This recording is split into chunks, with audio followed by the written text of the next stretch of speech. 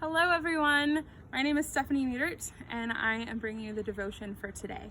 And I am going to be referring to John 4, where Jesus meets the Samaritan woman at the well. And if you want to go grab your Bible or do a quick search on Bible Gateway if you're on your laptop, again, it's John 4. And this would be a great passage to study as a family because this passage has so many things that we could unpack in it.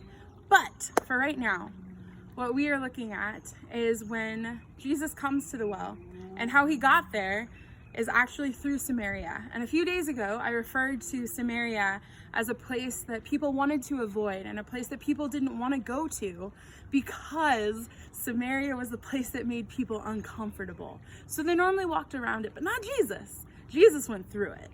And then he goes and he sits at this well. And this woman comes up. He's there at high noon. And he asks her, "Could you please give me a drink?" There's a lot in that statement because when Jesus is asking a woman for a drink, number one, a woman in the middle of the day would not normally be there. So she was an outcast from her society, an outcast of her community, someone that no one else wanted to be around. And yet Jesus reaches out to her and Jesus says, "Can you give me a drink?" And the woman says to him, I'm a Samaritan woman. You're a Jewish man. None shall touch each other. And Jesus says, I am the living water. I am the water that you really need.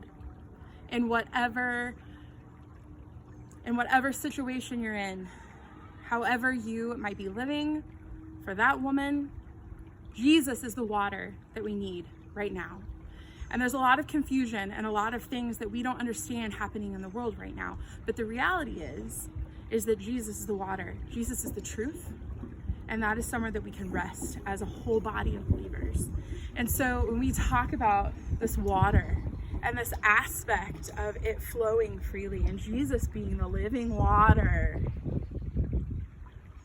people are thirsty for that right now. People are thirsty for truth. They're thirsty for life. They need security. They need hope. We are thirsty for hope. So as you rest in that right now, as you rest in John 4, and after you're done watching this, please go read John 4 on your own.